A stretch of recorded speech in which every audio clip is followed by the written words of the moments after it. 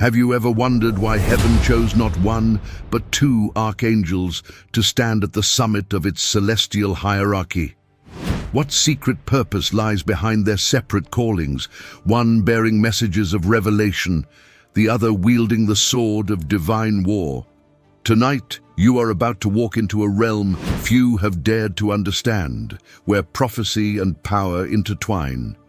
Stay until the end, because what you're about to hear may completely change the way you imagine the unseen world.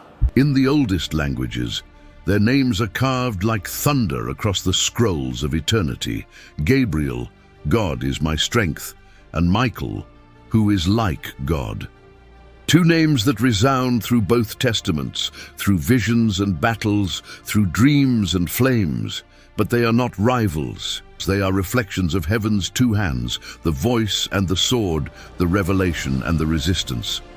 Every time light meets darkness, every time truth must confront chaos, these two forces awaken. Ancient rabbis believed that Gabriel's wings shimmered like burning silver, while Michael's shone like molten gold.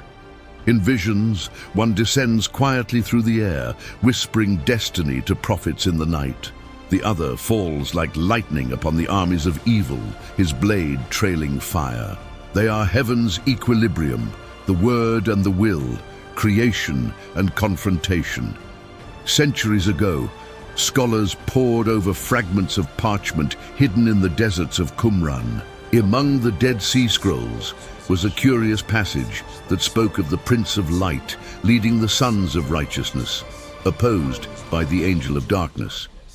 Most assume this is the eternal war between good and evil. But some ancient interpreters claimed it hinted at a deeper mystery, the dual guardianship of heaven itself, embodied by Gabriel and Michael. Two sentinels stationed at opposite ends of the same divine design. Gabriel first appears not as a warrior, but as a whisper. He visits Daniel, the prophet of visions, and explains the riddle of the 70 weeks. His voice is calm, almost human, yet it pierces Daniel's soul with the weight of eternity. "I have come to give you insight and understanding," he says. And with those words, entire ages of history unfold. Empires rise and fall. Kings are counted before they are even born. But while Gabriel speaks revelation, somewhere beyond the veil, Michael prepares to act upon it, because prophecy without protection would perish in the noise of darkness. When Gabriel delivers God's messages, it is Michael who defends their fulfillment. One brings the plan, the other preserves it. And every time they appear together in Scripture, heaven is at a turning point. Listen closely. When Daniel prays for Israel, Gabriel descends with the answer, but he is delayed 21 days. He confesses that the Prince of Persia resisted him. Then comes a line so easily overlooked, yet filled with cosmic tension. But Michael, one of the chief princes, came to help me. It is the perfect glimpse of their divine partnership. Gabriel carries the decree. Michael clears the path. Without the messenger, the word is lost. Without the warrior, the messenger is silenced. Imagine the unseen world at that moment. Gabriel, radiant with the message of redemption, entangled by the powers of Persia, until Michael bursts through the heavens with the roar of celestial steel. In that instant, time itself bends around obedience. Light carves a passage through resistance, and prophecy reaches its destination. But the next part will surprise you even more, because long before that struggle, before Babylon, before the prophets, the seeds of their missions were already written in the structure of creation itself. Some Jewish mystics taught that when God said, "Let there be light," two currents flowed out from his voice, one that spoke the world into being, and another that defended that word from corruption. Gabriel was the echo of the first current, the speaking light. Michael was the echo of the second, the guarding flame. From the very beginning, revelation and resistance moved together like breath and heartbeat. When the rebellion in heaven erupted, when Lucifer rose against the throne, it was Michael who stood forth as the defender of divine order. His cry shook eternity. Who is like God? It wasn't a question, it was a declaration that shattered pride. And beside him, unseen but present, Gabriel bore witness, because even in war, the message of truth must remain pure. Some lost writings suggest Gabriel's task during that uprising was not to fight, but to record, to carry the testimony of loyalty that would one day stand against accusation. He was the scribe of light, the chronicler of the faithful. In that cosmic courtroom, two voices resounded, one of command, one of record. Michael executed justice. Gabriel preserved memory. Together they ensured that the rebellion could never rewrite heaven's story. What comes next may change how you see the sky forever. After the fall, when humanity was formed from dust, both archangels descended in new roles. Gabriel was sent to guide the human spirit, whispering dreams, delivering messages to those who still listened. Michael was sent to guard the threshold between mortality and the spiritual realm. It was said that when Adam and Eve left Eden, Michael stood at the eastern gate with a flaming sword, not as punishment, but as protection, keeping them from a fate worse than exile. And nearby Gabriel watched over them, his light flickering softly in the twilight, a reminder that even outside paradise, God still speaks. Thousands of years later, in the quiet town of Nazareth, the voice of that same messenger broke the silence of centuries. A young woman heard her name, "Hail Mary, full of grace." It was Gabriel again, delivering not just a message, but the hinge of all history.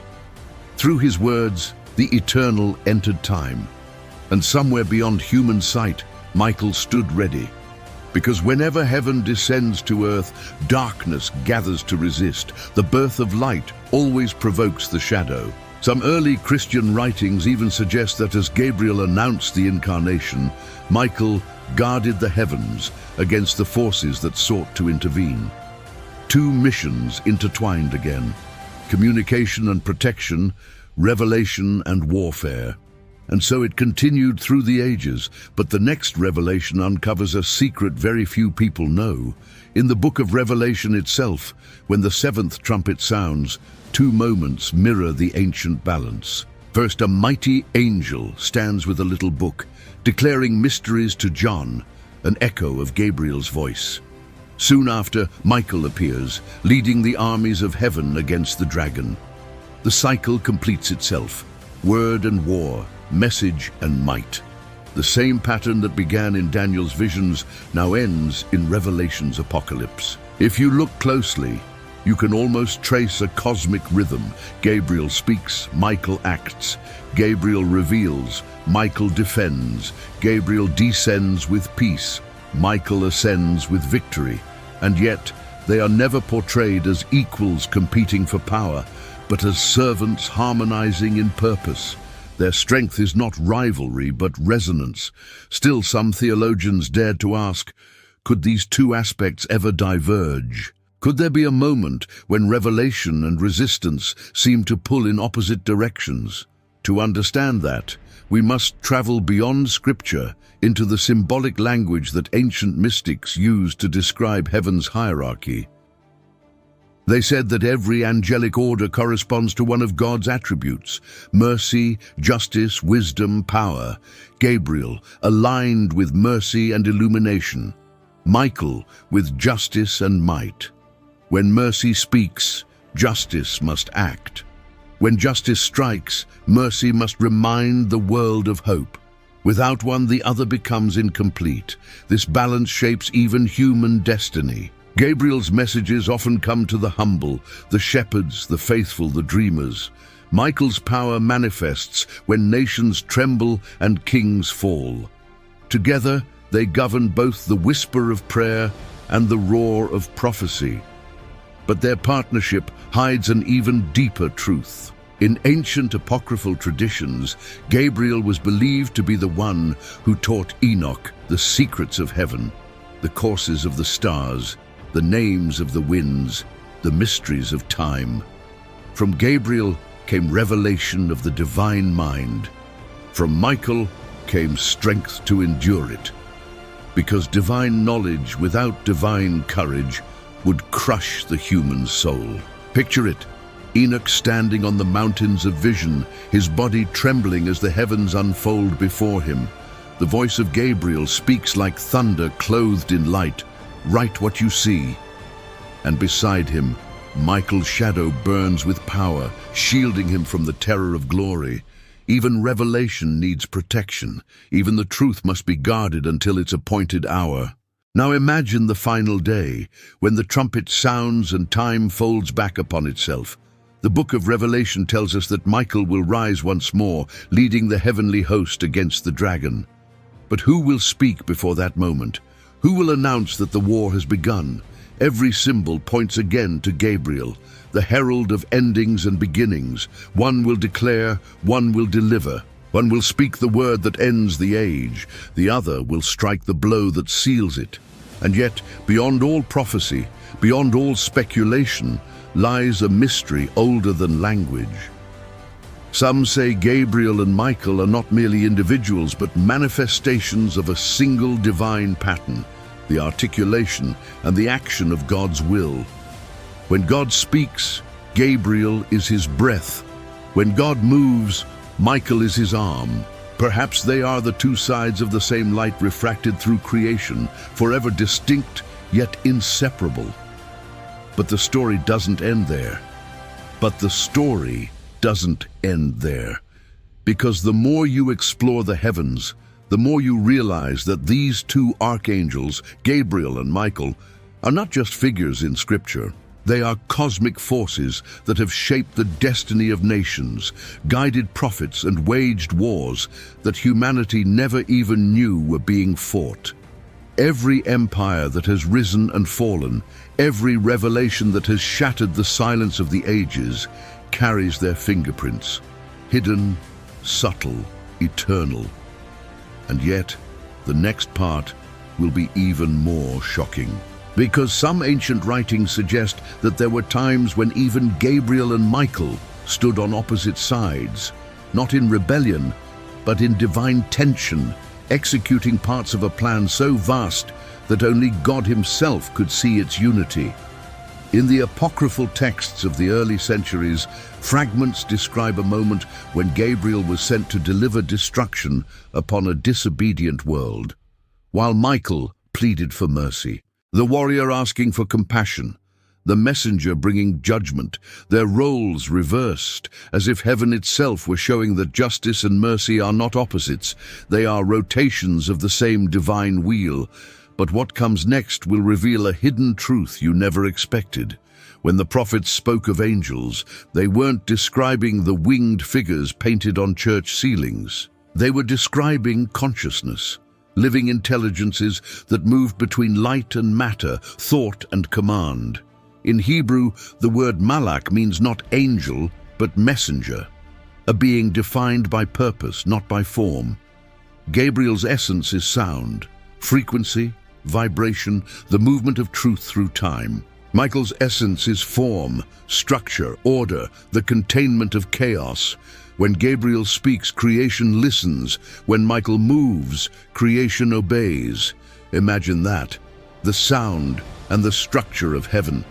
One sends the word through the void, and the other stabilizes it, so it does not collapse into disorder. Without Gabriel, the universe would fall silent. Without Michael, it would dissolve into madness. But the story only grows darker and more mysterious from here.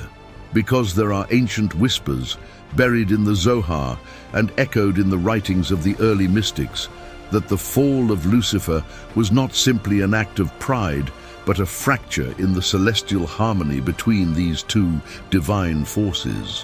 When Lucifer defied the Creator, Gabriel's light of revelation dimmed for an instant, and Michael's sword of justice was forced to strike against one who had once stood beside them. Some scholars believe this is why Michael's cry, "Who is like God?"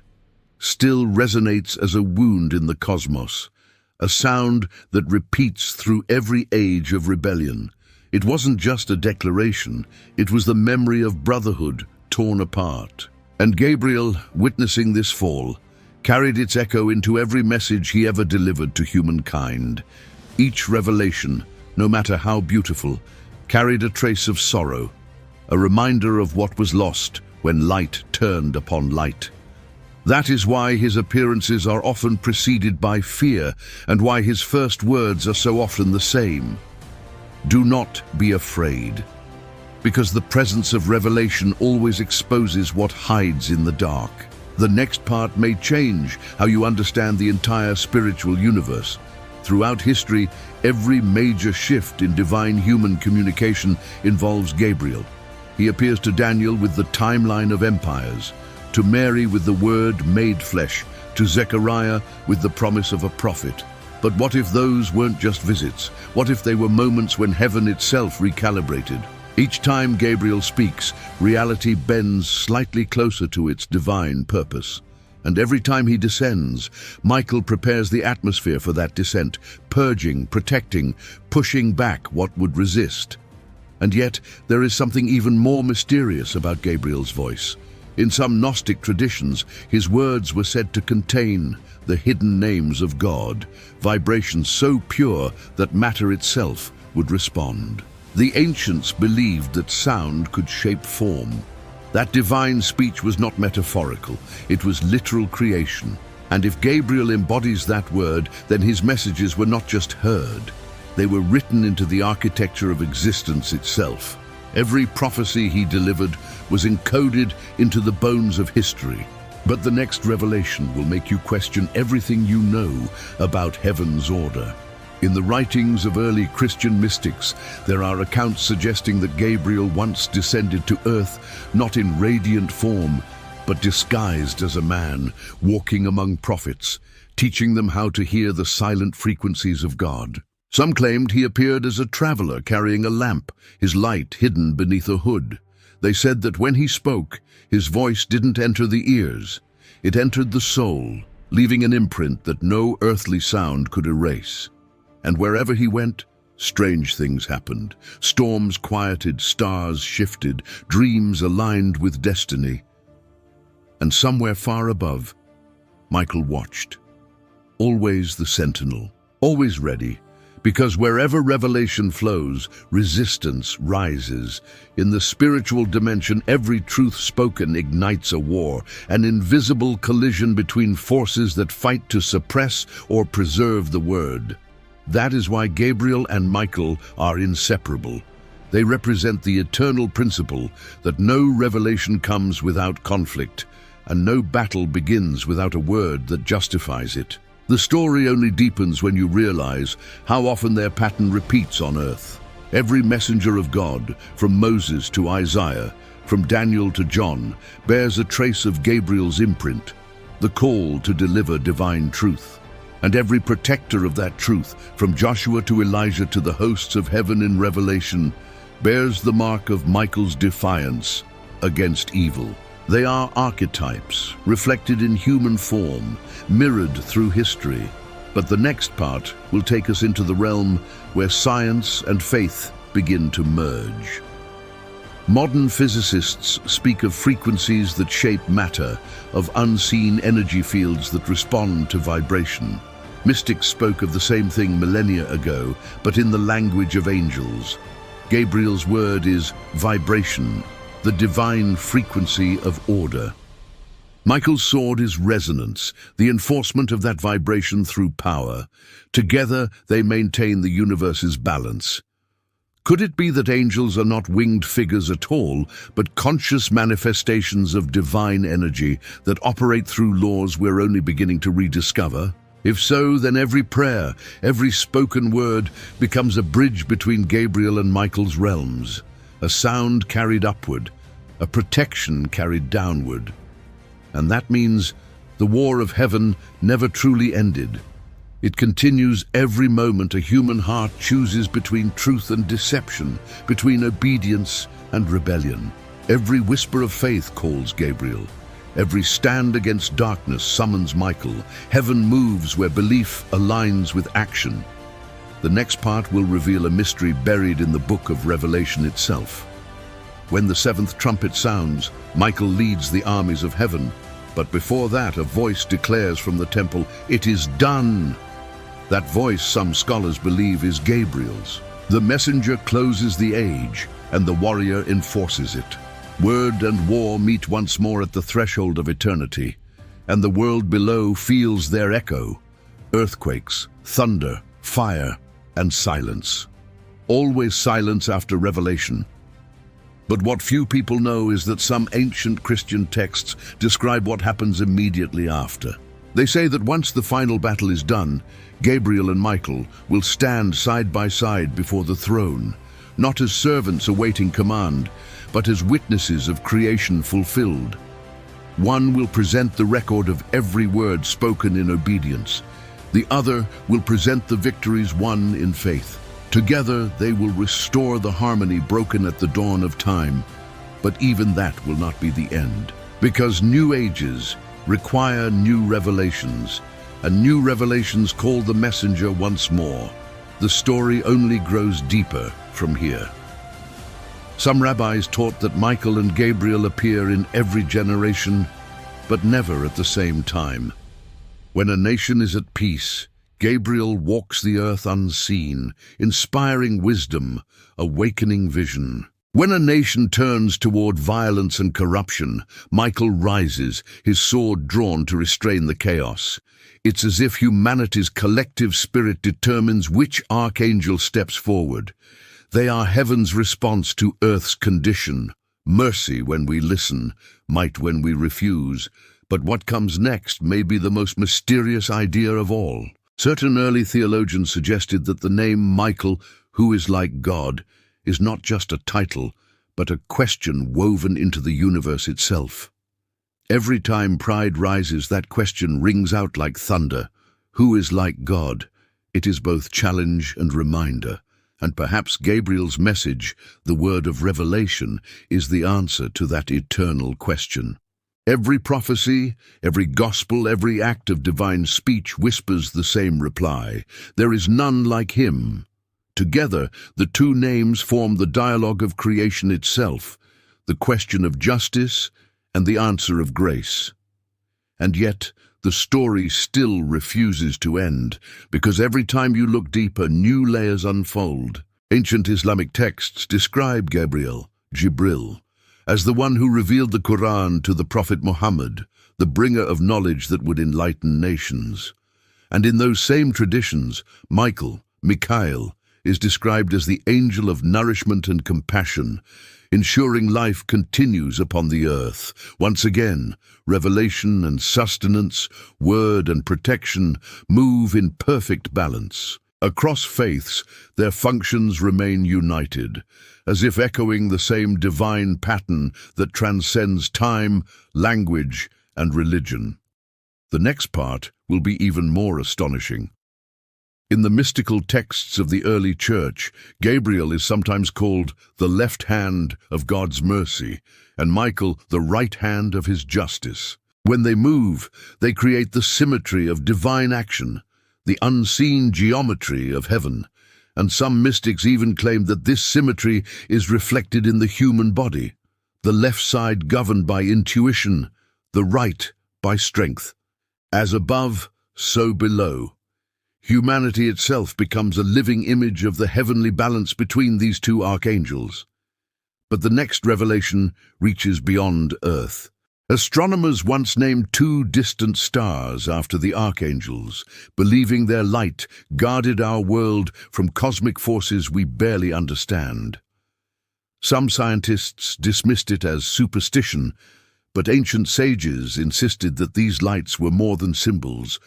They were reminders written in the heavens. They believed every star carried a name known only to God, and the stars of Michael and Gabriel marked the poles of divine governance, the axis of order itself. The story only becomes more haunting from here, because there are prophecies, hidden and half forgotten, that speak of a time when both archangels will descend together, visible to human eyes, not as messengers of destruction, but as heralds of transition when the world must pass from one age into another. The sky will tremble with light, not fire. The earth will not burn, but awaken. and the sound that precedes them will not be thunder, but music, a resonance older than creation, calling everything that has breath to remember who it came from. And if that prophecy is true, then every moment of silence we experience now is the gathering of that sound. Every act of faith, every stand for truth, every whispered prayer, these are the notes of Gabriel's eternal message being tuned. And every act of courage, every resistance to evil, every choice to defend what is right, these are the echoes of Michael's command. Together, they form a song that has never stopped playing since the dawn of time, a song that humanity keeps rediscovering, note by note, century by century. But what comes next may change everything. And now, as we stand at the edge of everything revealed, look back for a moment at the journey we've taken tonight. We have walked through the burning halls of heaven, where Gabriel's voice still echoes through eternity, and where Michael's sword flashes with divine purpose. We have seen how the message and the might, the word and the will, move together in perfect harmony, how one speaks life into existence and the other protects that life from being torn apart. From Daniel's trembling visions to Mary's quiet yes, from the battlefields of heaven to the final trumpets of revelation, the mission of these two archangels has never changed. Gabriel reminds us that God still speaks, and Michael reminds us that God still reigns.